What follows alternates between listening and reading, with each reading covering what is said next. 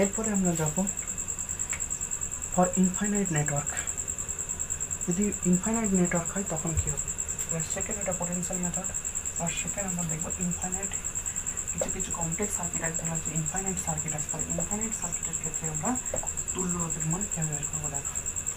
Next heading করো for infinite network. Number 2, infinite network. Infinite নেটওয়ার্কের ক্ষেত্রে আমরা কীভাবে ইকুইভ্যালেন্ট রেজিস্ট্যান্সের ভ্যালু আমরা ক্যালকুলেট করবো দেখো। ফর এক্সাম্পল একটা এক্সাম্পল হিসেবে ধরলাম, ধরো এক্ষেত্রে একটা পয়েন্ট আছে, এটা হচ্ছে এ পয়েন্ট, এখান থেকে একটা রেজিস্ট্যান্স কিছু এটা।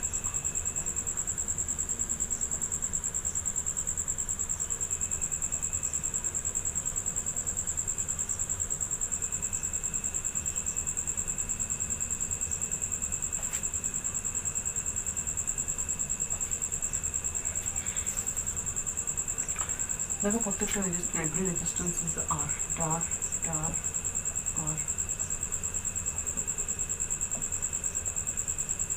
ডট ডট ডট, এটা হচ্ছে পয়েন্ট বি পয়েন্ট। এক্ষেত্রে এ পয়েন্ট আর বি পয়েন্ট দুটো আলাদা আলাদা করে রেখেছি এবং রেজিস্ট্যান্সগুলো এইভাবে পরপর কানেক্ট করা আছে। এটা কতটা ইনফাইনাইট পর্যন্ত বিস্তৃত, সার্কিটটা ইনফাইনাইট পর্যন্ত বিস্তৃত। যদি এরকম কোনো সার্কিট থাকে তাহলে এক্ষেত্রে যদি আমাকে তুল্য রোধের ভ্যালু বের করতে পারে তাহলে আমরা খুঁজে বের কীভাবে করবো।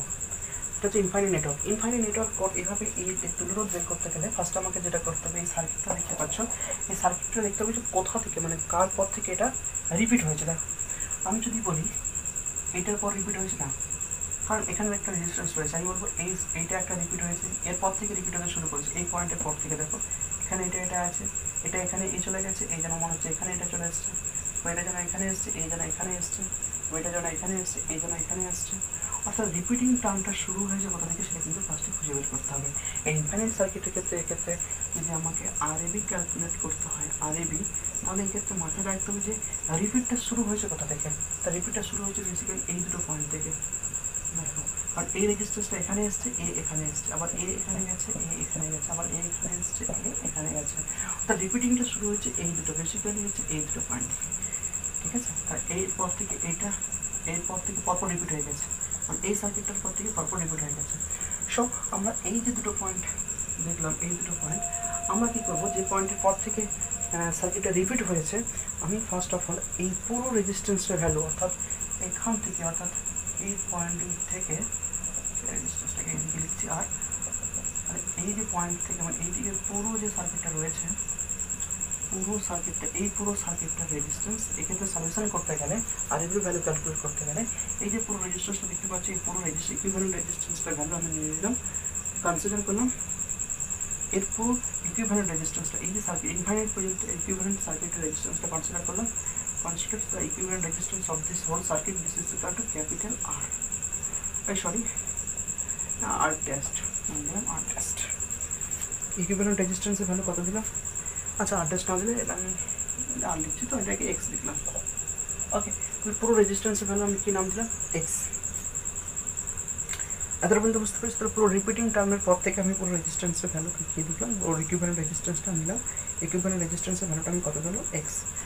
আচ্ছা, যদি এটা পুরো ইকুইভ্যালেন্ট রেজিস্ট্যান্স এক্স হয়, তাহলে এই দুটো পয়েন্ট আমি এখন আমি এর সিম্পলিফিকেশন সার্কিটটা কীভাবে ড্র করতে পারি, এখন সিম্পলিফিকেশন সার্কিটটাকে এই পয়েন্ট, এই রেজিস্ট্যান্সটা এসে this R, and this is the point B, and এখানে রয়েছে আর, দিস ইজ আর, আর এখানে যে পুরো সার্কিটটা রয়েছে, দেখো এই পুরো সার্কিটটার রেজিস্ট্যান্সটা হচ্ছে এক্স, পুরো সার্কিটের রেজিস্ট্যান্সটা কত, এক্স। তাহলে এটা আমি এইটার সিম্পলিফিকেশন আমি এবার লিখতে পারি। ওকে, তাহলে এখন বলো এটা এ পয়েন্ট অ্যান্ড বি পয়েন্ট, তাহলে এখন বলো এ অ্যান্ড বি এর মধ্যে তুল্য রোধের ভ্যালু কত হবে। তো এক্ষেত্রে আমি ইজিলি বলতে পারি এ বির মধ্যে, তাহলে এখানে আর এক্স যেহেতু প্যারালাল আছে তার সাথে সিরিজে আছে, তো এক্ষেত্রে আর এ বি কত হবে, আর A B, this is equal to, তাহলে হবে আর প্লাস আর প্যারালাল এক্স, আর A B is equal to তাহলে r plus r parallel x, আর এক্স যেহেতু প্যারালাল রয়েছে। ওকে, তাহলে এক্ষেত্রে আমরা ফার্স্ট অফ এর ভ্যালুটা বের করবো। দেখো তাহলে দিস ইজ ইকুয়াল টু কত হবে, আর প্লাস আর এক্স প্যারালাল রয়েছে, this is R to X by R plus X, parallel combination রয়েছে।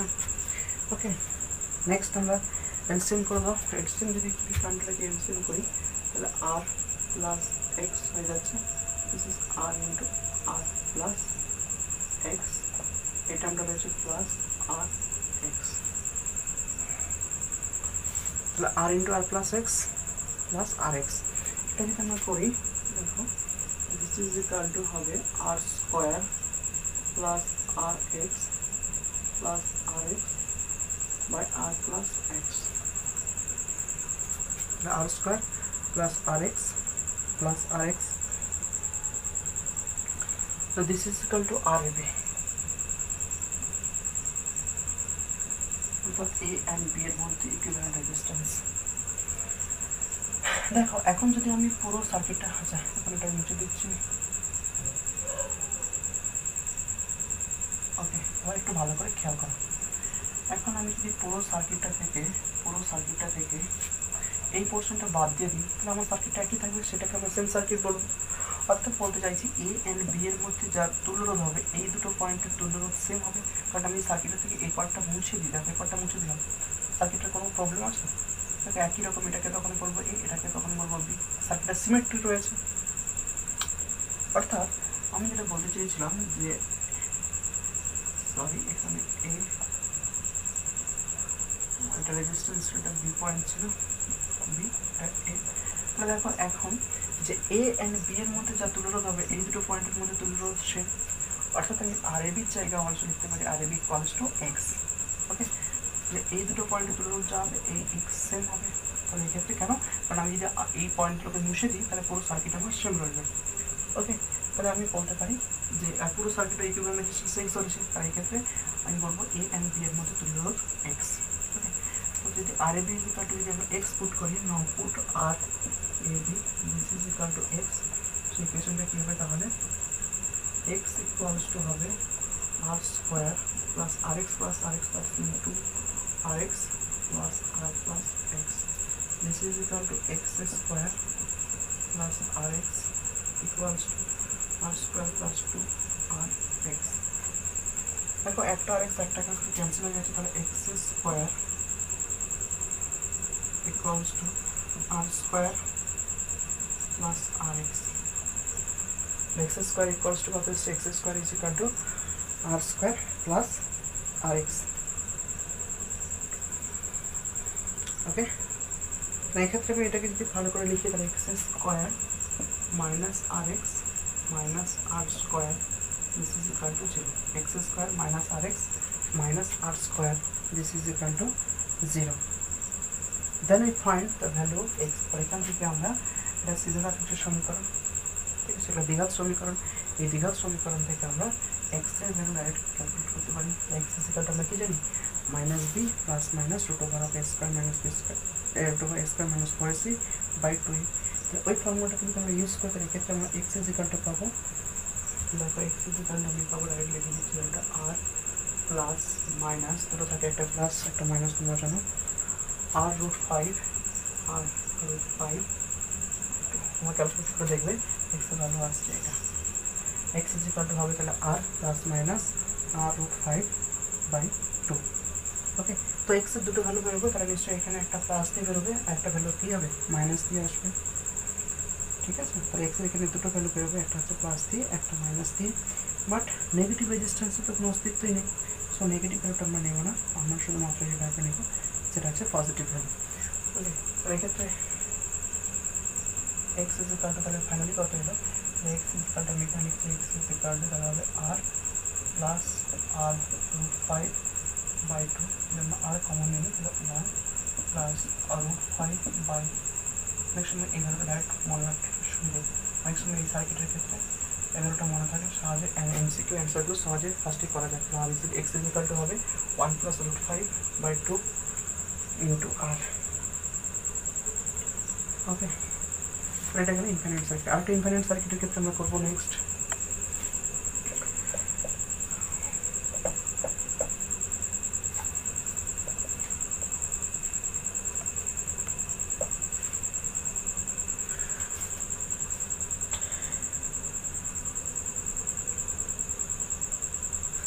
আরেকটা এবার নেক্সট একটা এক্সাম্পল করছি, ধর এরকম আছে সার্কিটটা।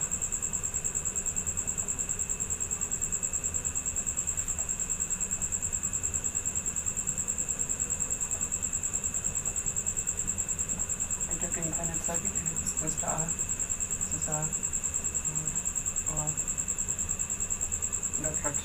এই পয়েন্ট নাম দিলাম এই পয়েন্টের নাম দিলাম বি পয়েন্ট।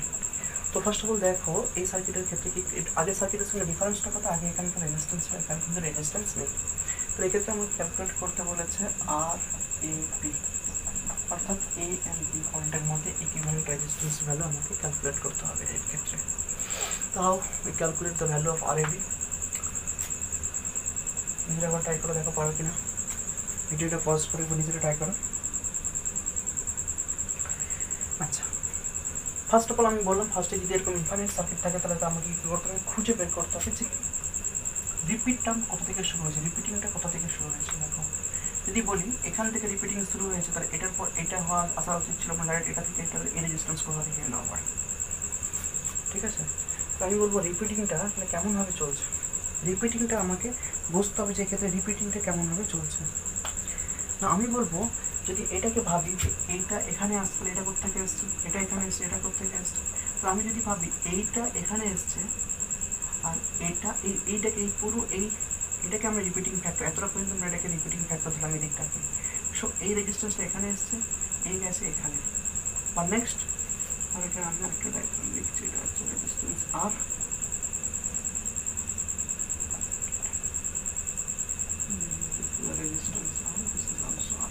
ওকে। দেখো এই রেজিস্ট্যান্সটা আমি বলবো এই রেজিস্ট্যান্সটা এখানে এসছে আর এই রেজিস্ট্যান্সটা এখানে এসছে, নেক্সট এই রেজিস্ট্যান্সটা এখানে এসছে, এই রেজিস্ট্যান্সটা এখানে আসবে।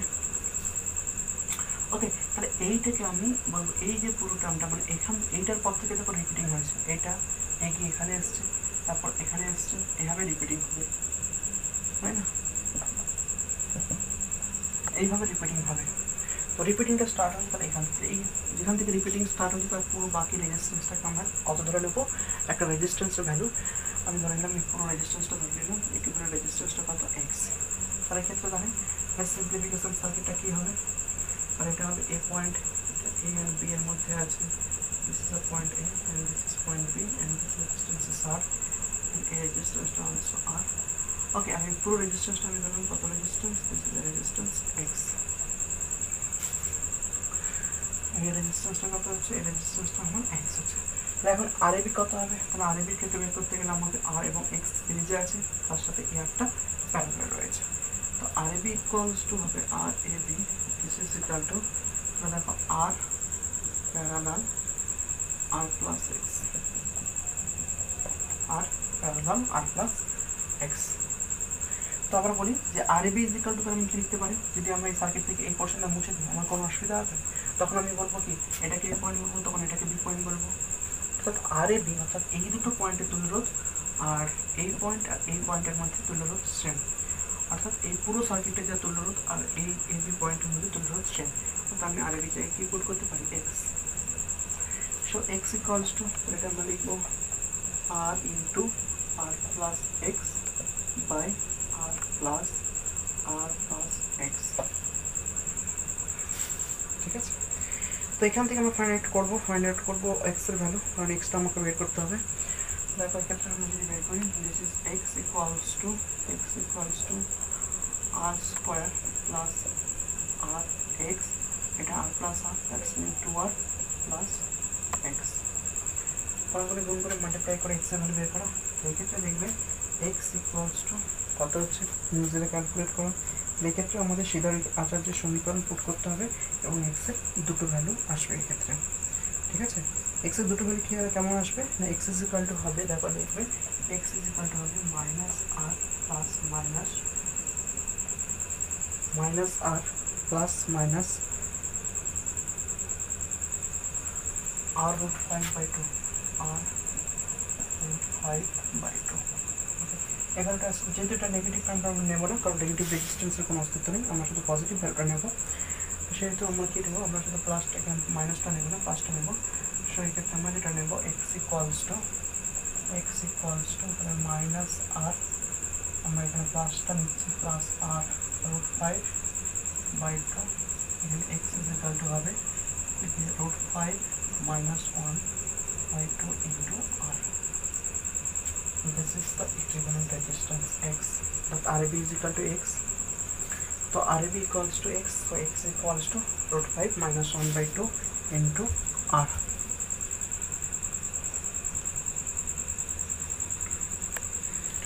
আচ্ছা, এই দুটো মেথডের সাহায্যে আমি যেটা বললাম potential method and infinite network, এই দুটো নেটওয়ার্ক ছাড়াও কিন্তু আরেকটা পদ্ধতি তোমাদের মনে রাখতে হবে, সেটার সাহায্যে আমরা তুল্যরোধ ক্যালকুলেট করি। মানে সমস্ত কমপ্লেক্স সার্কিটকে এই দুটো মেথডের সাহায্যে যে তুল্যরোধ ক্যালকুলেশন করতে পারবো এমনটা। এছাড়া আরও অনেক কিছু মেথড আছে, সেই ভিডিও আমি পরে করবো। আমাদের সিলেবাস অনুযায়ী এতটাই কমপ্লিট হয়েছে, তার সাথে আরেকটা পার্ট রয়েছে, সেটা বলে দিই। সেটা হচ্ছে ইনফাইনাইট নেটওয়ার্ক না, সেটা যেটা রয়েছে সেটা হচ্ছে হোস্টের যে স্ট্রাকচার। অর্থাৎ যখন হোস্ট কিছু কিছু মানে একটা নেক্সট নোট করে রেখা, ঠিক আছে। এই মেথডের কোনো অ্যাপ্রোপ্রিয়েট নেম নেই, এটা কমন পোটেনশিয়ালও বলতে পারো, কমন পোটেনশিয়াল মেথড। কারণ পোটেনশিয়াল বা কমন পয়েন্টের যে পয়েন্টগুলোকে খুঁজে বের করে আমরা কী হবে ক্যালকুলেট করছি। দেখো ধরো এরকম একটা নেটওয়ার্ক আছে, এটা রেজিস্ট্যান্স আমরা দেখেছিলাম এরকম, এর কানেক্ট করেছিলাম এভাবে। এটাকে আমরা কমন পোটেনশিয়ালের সাহায্যে এ অ্যান্ড বি পয়েন্টকে ক্যালকুলেট করেছিলাম। এ অ্যান্ড বি পয়েন্টের মধ্যে তুল্যরোধ অর্থাৎ RAB ক্যালকুলেট করা শিখেছি। এ পয়েন্ট এবং বি পয়েন্টের মধ্যে তুল্যরোধ ক্যালকুলেট করতে শিখেছি, RAB বের করতে শিখেছি। কিন্তু যদি এখানে একটা রেজিস্ট্যান্স থাকে and also এখানে যদি একটা রেজিস্ট্যান্স থাকে, then how we calculate RAB, তখন RAB ভ্যালুটা কত হবে। প্রত্যেকটা রেজিস্ট্যান্স হলাম R, this is also R,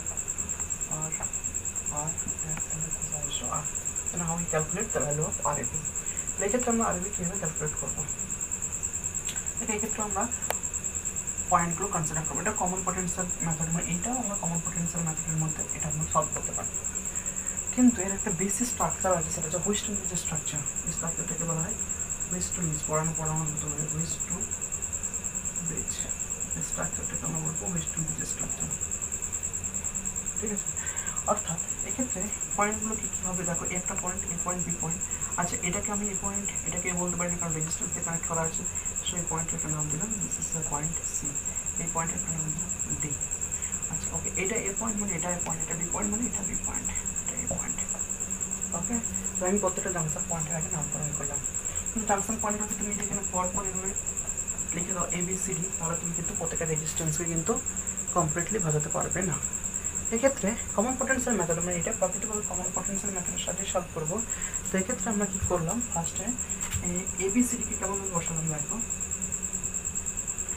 এই যে সি আর ডি দুটো পয়েন্ট কাছাকাছি আছে, দেখো CD, এই সি পয়েন্টটাকে উপরে লিখলাম, এটাকে লিখলাম ডি পয়েন্ট। এটা আর কিছু শুধু পয়েন্টগুলোকে কীভাবে লিখতে হবে, সি আর ডিকে আমরা লিখলাম উপর নিচে, এটা লিখলাম সি, এটাকে লিখলাম ডি। আর এদিকে এ লিখতে পারো, এদিকে ডি লিখতে পারো, কোনো অসুবিধা নেই। এটা নাম দিলাম এ পয়েন্ট, এই নাম দিলাম এ পয়েন্ট হচ্ছে বি পয়েন্ট।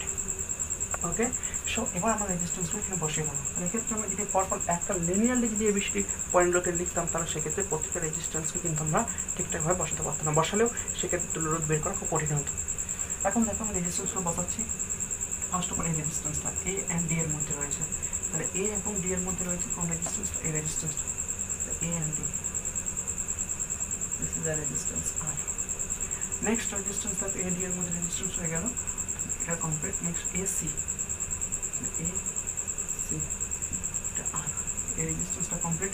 নেক্সট দেখো CD, CD এর মধ্যে একটা রেজিস্ট্যান্স রয়েছে CD, this is equal two R, resistance complete. একটা D অ্যান্ড B, DB, এটা হচ্ছে অলসো R, DB এর মধ্যে রেজিস্ট্যান্স রয়েছে D, আর এটা কমপ্লিট। এখানে একটা হচ্ছে CB,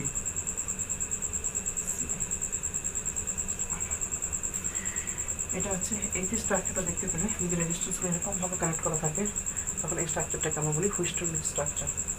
তো এক্ষেত্রে যদি এটা বাই এটা, মানে এই রেজিস্ট্যান্সটা বাই এই রেজিস্ট্যান্সটা ইকুয়ালস টু এই রেজিস্ট্যান্সটা বাই এই রেজিস্ট্যান্সটা হয়, তাহলে আমরা বলবো এক্ষেত্রে কারেন্ট ফ্লো কিন্তু এর মধ্যে দিয়ে করবে না, অর্থাৎ এই রেজিস্ট্যান্সটা কোনো এখানে এফেক্ট পড়বে না, এই রেজিস্ট্যান্সের কোনো এফেক্ট পড়বে না। এই রেজিস্ট্যান্সটা আমরা উচ্চ করে দেবো বা নেগলেক্ট করে দেবো। কখন নেগলেক্ট করতে পারি, এটা অ্যাকর্ডিং টু ওয়েস্টার্ন, এটা তো একটা ওয়েস্টার্ন যে স্ট্রাকচার, আমি ওয়েস্টার্ন নিচ যখন পড়াবো তখন আরও ক্লিয়ার হবে।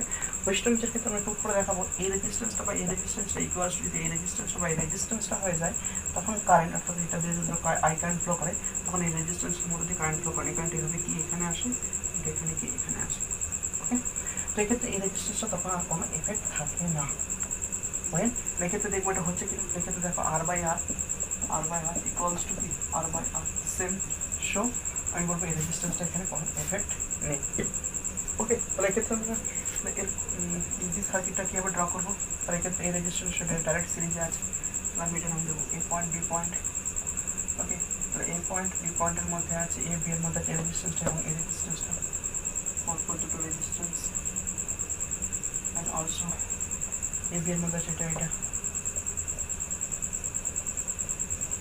পয়েন্টের নাম দিলাম A point, the point B, এটা R R R two are parallel রয়েছে, অর্থাৎ এক্ষেত্রে আর বি ইকুয়ালস টু কত হবে, আর A B this is equal to 2r into 2r by 2r plus 2r, that's mean 4r, আর ক্যান্সেল 2 to 4 4, তার ভ্যালুটা কত হবে আর।